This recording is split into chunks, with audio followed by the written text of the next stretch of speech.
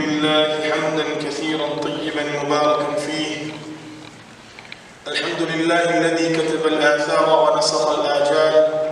القلوب عنده مفضية والسر عنده علانية.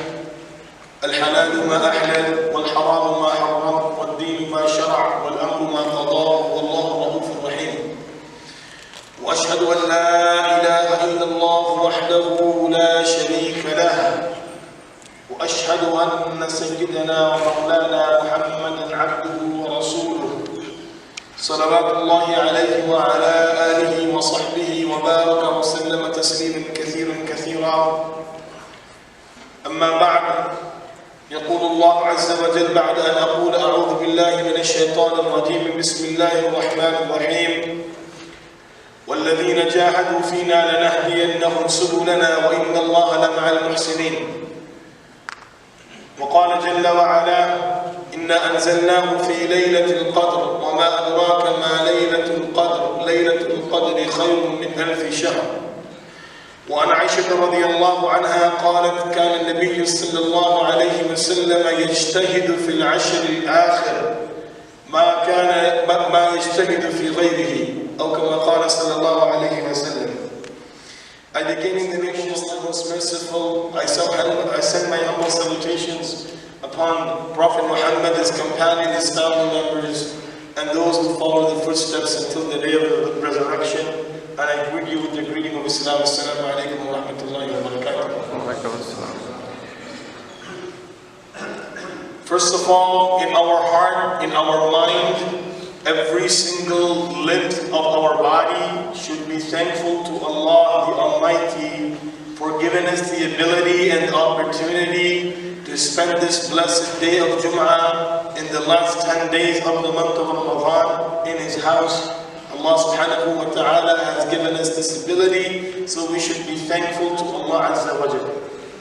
Allah subhanahu wa ta'ala gave us the ability to fast through the 20 days of this blessed month of Ramadan. Now He has given us the ability to find ourselves in these last 10 days. Indeed, this is only the blessing of Allah subhanahu wa ta'ala.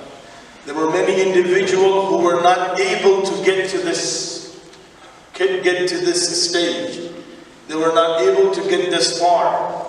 But Allah Azza wa Jalla has given us the ability to do that. This is a great blessing.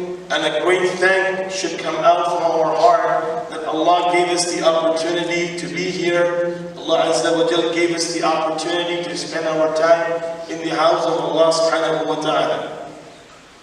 One thing to remember, my respected brothers and sisters, whatever worship we had done throughout the month of Ramadan until now, to increase in it, to have more of it, to become amongst those people who are entitled to the mercy of Allah subhanahu wa ta'ala, and to get the maximum benefit out of these auspicious nights of the month of Ramadan, we are required to do immediately 2 things.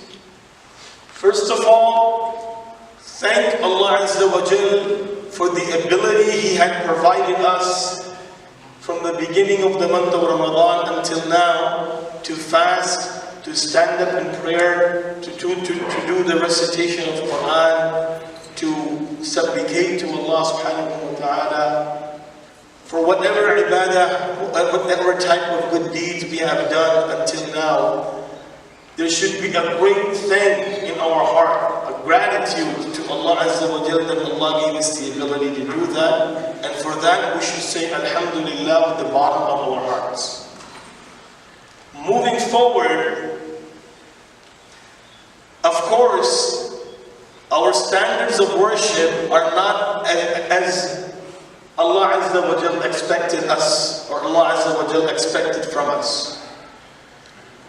So there are deficiencies, there are flaws, ups and downs, but these are all forgiven in the court of Allah subhanahu wa ta'ala with the condition that a person acknowledges.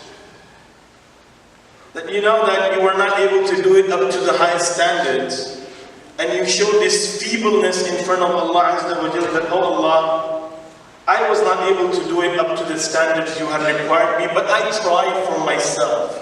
I made a struggle from my part.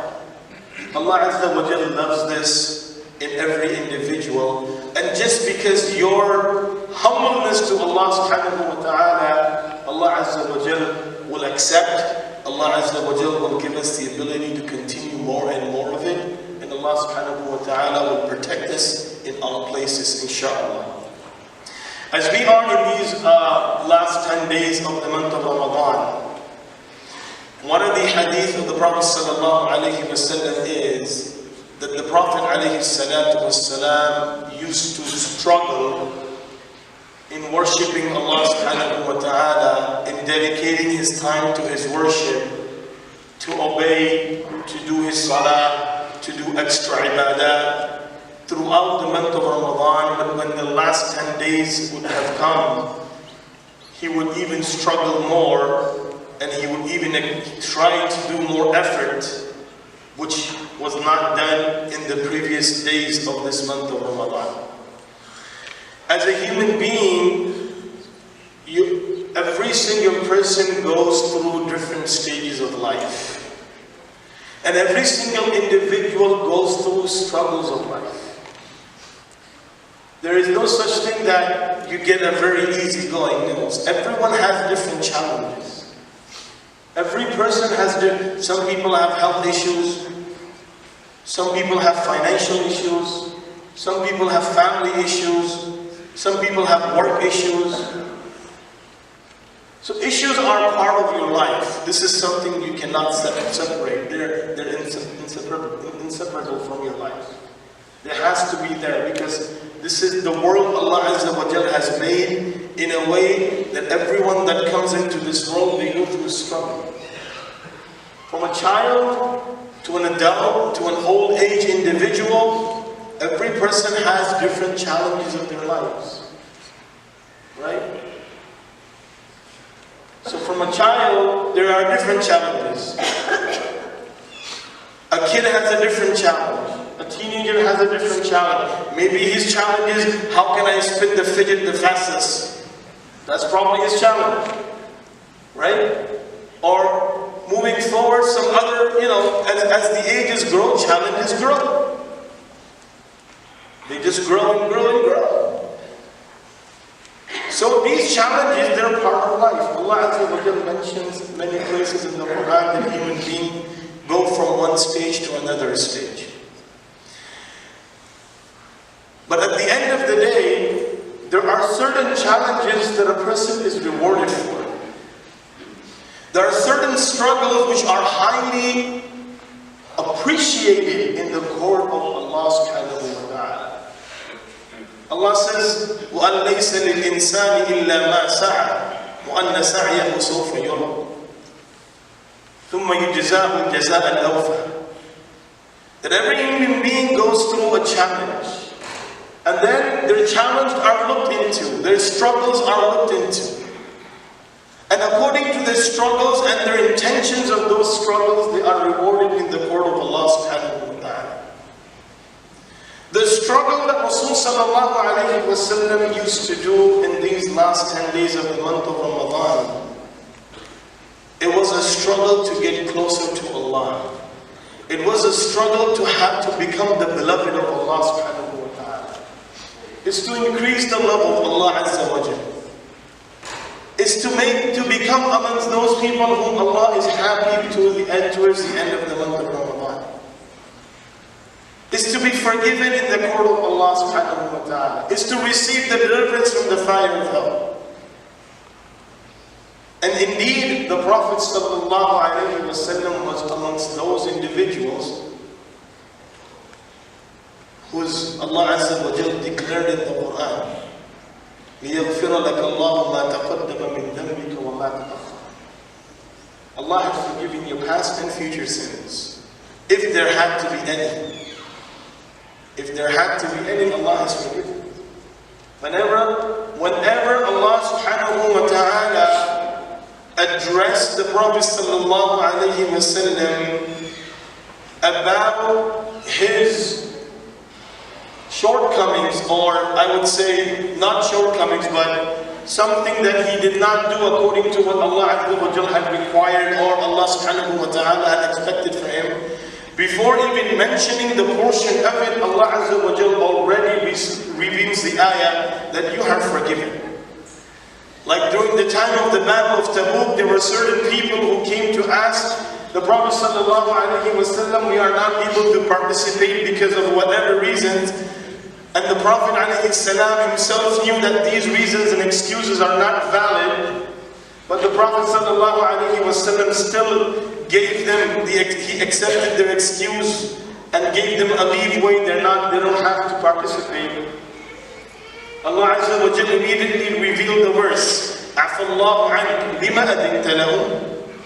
Allah has forgiven you. There is no accountability of yours. Why did you give them permission not to participate? These people are making excuses. But still, Nabi sallallahu alayhi wa sallam he made that struggle. Ibn Abbas radiallahu anhu mentioned that the Prophet sallallahu alayhi wa sallam, after the fasting of the month of Ramadan became obligatory throughout the whole month of Ramadan until he departed from this world, his struggle of ibadat were beyond our imagination, even beyond our ability. The way he used to desert himself, the way he used to dedicate himself. And again, he was the Prophet of Allah subhanahu wa ta'ala. For us to look into the opportunities that Allah Azza wa Jal has given you and I. Because my dear respected brothers and sisters, once this Ramadan goes, none of us have guarantee who will see the next one. Once this Ramadan goes, none of us have guarantee that we will see the next one. And we don't even have guarantee that we will end this Ramadan also or not. Every moment in our life, it's getting us closer to our destination. Right? So a person came to a scholar and he said, you know, I have a fear of death. Whenever I think about death, I start shivering. Right? That I'm going to die. I'm going to face Allah subhanahu wa ta'ala. The scholar told him, give excessive charity. He says, well, over here I'm telling you my problem, and on the other side you're telling me to spend some money. What is the link between the two? The scholar told him, you are attached to on the things that you spend your money on. You spend your money on your car, you're attached to your car. You spend your money on your house, you're attached to your house.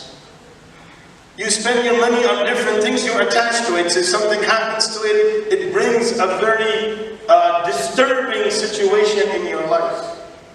When you will spend your money for your akhirah, you will attach yourself to akhirah. And then you will become amongst those, man ahabba liqa Allah, ahabba Allahu liqa. Who has the desire and the love to meet Allah, Allah also welcomes this. Allah Azza wa Jal also desires his liqa. Allah also wants to meet him. So as I was mentioning, the life is continuation in struggle. We continue to struggle in our life. But our struggle, if we were to look into our struggle, majority of our struggle is going towards the worldly causes. Towards becoming a better person, because struggle is part of it. Either you struggle for world or you struggle for akhirah, you have to struggle. Anybody that comes into this world, they go to work. They get into work. There are responsibilities that needs to be fulfilled. Now, if we were to struggle for good things, and this is what the Prophet ﷺ has told us, that doesn't mean that we abandon our jobs. We abandon our businesses, we abandon our work. We adapt a life which is pleasing to Allah in our work, in our businesses, in our studies. So we do our studies, we do our work, we do our businesses in a way that Allah subhanahu wa ta'ala likes. In a which is pleasing to Allah subhanahu wa ta'ala. One of the very famous basketball player, Kobe Bryant, I'm sure everyone knows, and those who don't even watch basketball, they probably know who Kobe Bryant is. In one of his interviews, he was sitting down with his fellow other players, and someone asked him that, you know, what had made you come all the way up to this far? You know, he became one of the best basketball players, so what had brought him up to this level? And this is a very beautiful thing he said, and I would like to quote him on this. He said, "None of us are here because of our ability or our talents. We are here because of 4 a.m. and 2 a day and 5 a day." Now I'm going to elaborate a little bit for those who are not familiar with the basketball terminology of what 2 a day and 5 a day means. He says, none of us are here because of ability and talents. We are here because of our efforts, and 2 a day and 5 a day they use in the matter of practices, having 2 practices per day and having 5 practices, or having 5 strategies of different strategies of playing your game, or 2 strategies of playing your game, practicing that throughout the day. This is what 2 a day and 5 a day means. So he says, this is because why we are sitting on this stage. Because of our hard work. And because of our efforts. And this is what Allah Azza wa Jal says, وَكَانَ سَعْيُهُمْ مَشْكُورًا. Your efforts are appreciated in the court of Allah subhanahu wa ta'ala. So the effort needs to carry on. Today we are making an effort for something else. But let's try to motivate that effort to go on the path which is pleasing to Allah subhanahu wa ta'ala. And why we are talking about the struggle and effort? Why are we talking about this? كان النبي صلى الله عليه وسلم يجتهد في عشر الأواخر. Because he used to make extra effort in the last 10 days of the month of Ramadan. And we are trying to bring that practice into our life, that how can our last 10 days become like the last 10 days of Rasulullah sallallahu alaihi wasallam? How can we establish to struggle for the causes that are meaningful in the sight of Allah subhanahu wa ta'ala?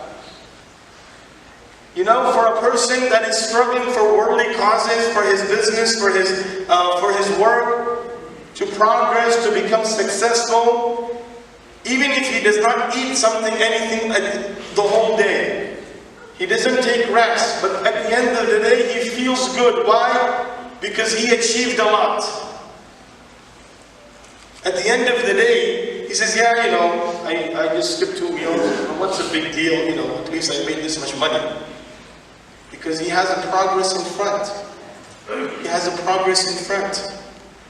So we are able to forego our luxuries, go into difficult mode, just because we see the benefit in front of us. In these last 10 days of the month of Ramadan, let's try to adapt that mentality by going an extra mile, by going on a different mode of struggle. When the last 10 days of Rasulullah sallallahu alaihi wasallam, there are 4 things that Nabi sallallahu alaihi wasallam would do in the last 10 days of the month of Ramadan. Number 1, Ahya Layla. And he will stand up in prayers for the whole night. And for us, mashallah, Allah has made it very easy. Because the nights are very small. Right? By the time you finish your Taraweeh is already midnight. And from Taraweeh to Qiyam al-Layl is only an hour and a half or 2 hours maximum. And then after that you're sukoon, and then mashallah, your day starts already. So at least if we cannot do it every night, let's try to do it odd nights. Let's try to make that sunnah practice. Ahya Layla. The Prophet sallallahu alaihi wasallam would awake beast. He will be awakened for the whole night. And when we talk about being awakened for the whole night, It's not because he was, it's not because we are going to, go on a social media network and start posting whatever we want to post. Or watching videos on our phone for the whole night. No. This is for the worship, for the ibadah.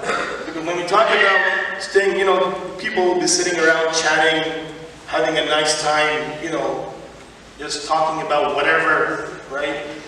And you ask them, well, brother, this is the last 10 nights of the month of Ramadan. What are you doing? Well, I'm practicing the sunnah, I'm staying awake.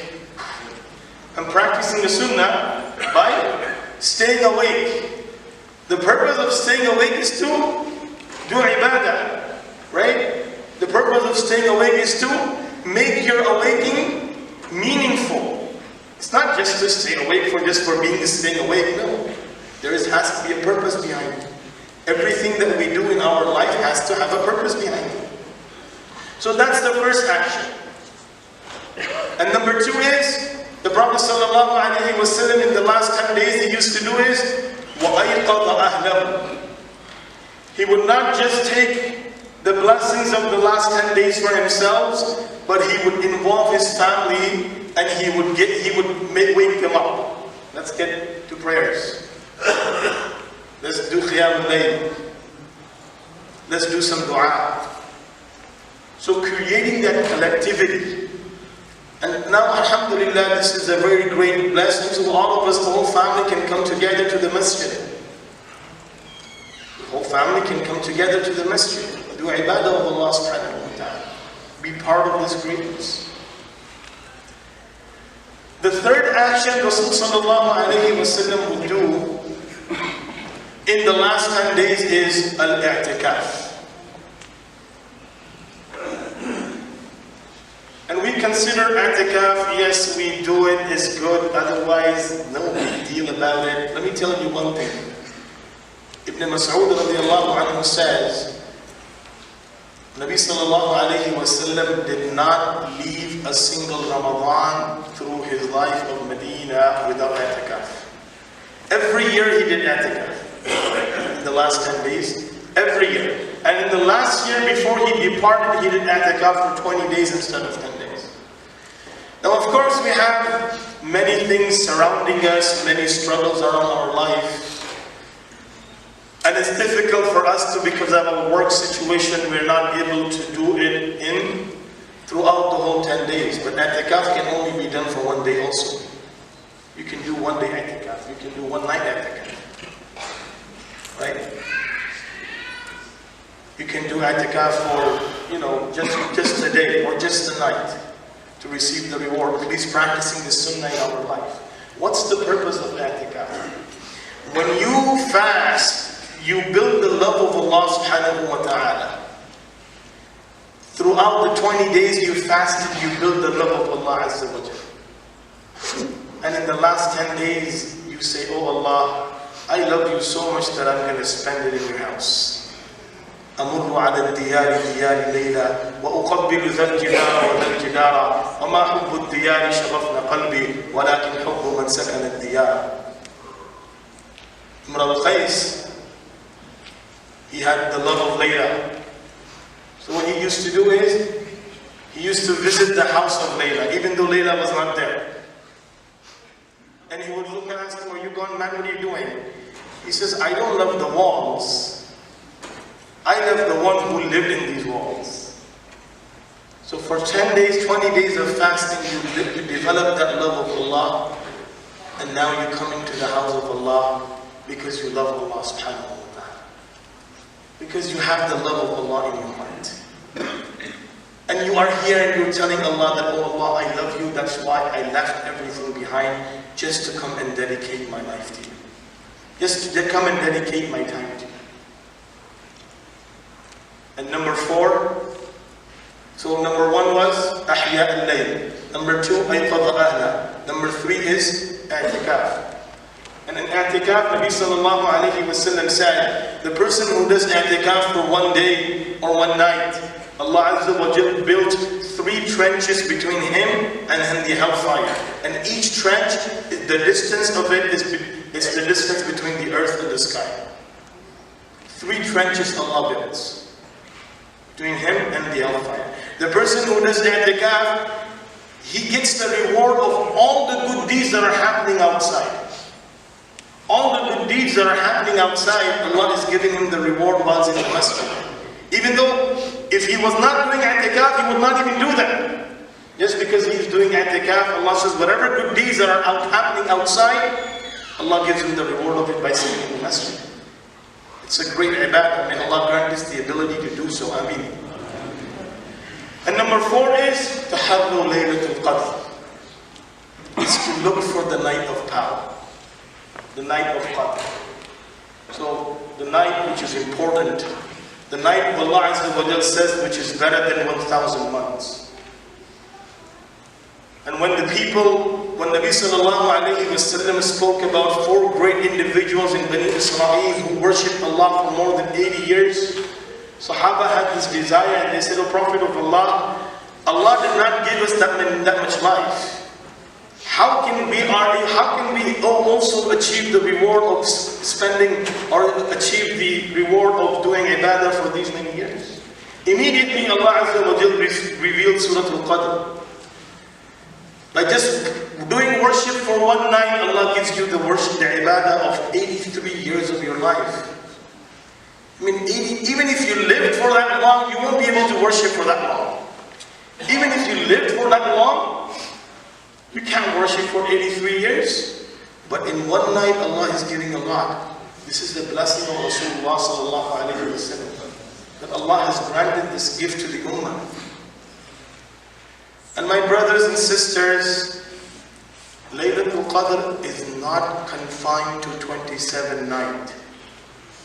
We think 27 night, just do ibadah and that's it, forget the rest. No. There is no hadith supporting that Laylatul Qadr is only 27 night. No, there is no hadith that supports that Laylatul Qadr is only 27 night. Yes, there is a hadith that supports that Laylatul Qadr can be on the 27th night. And it can be on the 21st night. And it can be on the 23rd night. And it can be on the 25th night. And it can be on the 29th night. But if it's only confined to one and the rest of it is gone, no. So let's take that out of our mind. Because what we see is we only confine it to one night and that's 27 and the rest of it is no. Let's try to look for it. And if you make dua to Allah Azza wa Jal every single day that, oh Allah, give me the blessings of this blessed night. You know, certain actions develop it in your life. Right? For the last nights, odd numbers of night in the last 10 days of the month of Ramadan, do certain things. It can be small, but do it every single night. Recite some Quran before you go to bed. Dhikr of Allah Azza wa Jal before you go to bed. Make some supplication before you go to bed. Spend 30 minutes of your life before you go to bed.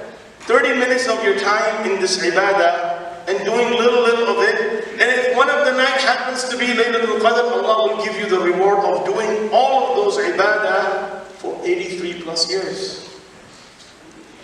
This is the mercy of Allah. This is the blessing of Allah. And let's try to take maximum of it in our life. Let's try to take maximum of it in our life. May Allah Azza wa Jal grant us the understanding, the ability to practice upon this. أقول قولي هذا أستغفر الله لي ولكم ولسائر المسلمين فاستغفروه إنه هو الغفور الرحيم. الحمد لله حمدا كثيرا طيبا مباركا فيه. الحمد لله نحمده ونستعينه ونستغفره ونعوذ بالله من شرور أنفسنا من يهده الله فلا مضل له ومن يضلل فلن تجد له وليا مرشدا. أشهد أن لا إله إلا الله وحده لا شريك له وأشهد أن سيدنا ومولانا محمدا عبده ورسوله صلوات الله عليه وعلى آله وصحبه وبارك وسلم تسليما كثيرا. أما بعد فأعوذ بالله من الشيطان الرجيم. بسم الله الرحمن الرحيم. إن الله وملائكته يصلون على النبي يا أيها الذين آمنوا صلوا عليه وسلموا تسليما. اللهم صل على محمد وعلى آل محمد بعدد من صلى وصام وصل على محمد وعلى آل محمد بعدد من قام وصل على جميع الأنبياء والمرسلين والصحابة المقربين رضوان الله عليهم أجمعين. And again, in the name of Allah, the most gracious, the most merciful, salutations upon the children of Muhammad, his companions, his family members, and those who follow their footsteps until the day of resurrection. Brothers, if you can just come a little forward, if you see some space in front of you, maintaining your rows. There are brothers that are coming in, they need some space also, inshallah. Alhamdulillah, it's a great blessing of Allah subhanahu wa ta'ala. Allah Azza wa Jal is showering His mercy upon us by giving us these beautiful days and the last 10 days of the month of Ramadan. Rasulullah sallallahu alayhi wa sallam said that only a deprived person is deprived of the blessings of Laylatul Qadr. وَمَنْ حُرِمَهَا فَقَدْ حُرِمَ الْخَيْرَ كُلَّهُ وَلَا يَحْرُمُ خَيْرَهَا إِلَّا مَحْرُومٌ اللهم لا تجعلنا منهم. Allah Rasul sallallahu alayhi wa sallam said, the person who is deprived of the night of power, he is indeed deprived of all goods. And only a deprived individual is deprived of all goods. And may Allah do not make us of those. There are 4 types of individual. Rasul sallallahu alayhi wa sallam said that Allah subhanahu wa ta'ala puts their forgiveness and their worship on the night of power on a pending mode. What's the pending mode? That if it goes through or not. It's at the edge. There are 4 types of people whose ibadah are pending, even on the night of power, in which Allah Azza wa Jalla forgives everyone. Number 1, sharibu khamr, the person who is continuously involved in intoxication, in drinking. He has a habit of drinking. Number 2, aqul liwalidayhi, the person who disrespects, dishonors, hatred towards his own parents. This person's ibadah, forgiveness, is pending. Number 3, qati'u rahim, the person who breaks relationship with his family members. And number 4 is that person who has a hatred for another Muslim brother or for another Muslim sister,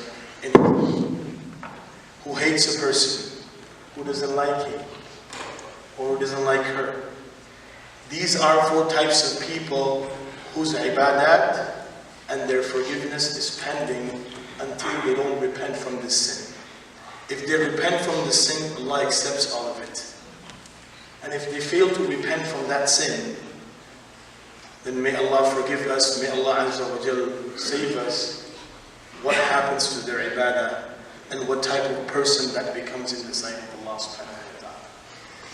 One thing to keep in mind, all of these 3 out of the 4 has to do with your relationship with another person. Has to do with your connection with another person. How you deal with other people. What's your character? What's your behavior? Today we say stuff, we say things. We hurt someone. We don't see an impact in our life. The other person has become hurt. That doesn't bring a care in our life. No, my dear respected brothers and sisters. Let's develop the quality of Rasulullah sallallahu alayhi wa sallam by having to care for other people. These are those individuals that the Prophet sallallahu alayhi wa sallam said, in a blessed night when Allah forgives everyone, their forgiveness is kept on pending. So may Allah subhanahu wa ta'ala protect us, and may Allah not make us amongst those people. May Allah make us among those people who are beloved in the sight of Allah subhanahu wa ta'ala. And may Allah subhanahu wa ta'ala make us among those who are forgiven in these blessed days and nights. And may Allah make us among those who receive the blessings of Laylatul Qadr. May Allah subhanahu wa ta'ala make us among those who are not deprived. May Allah not make us among those who are deprived on this night. Amin ya Rabbal Alamin.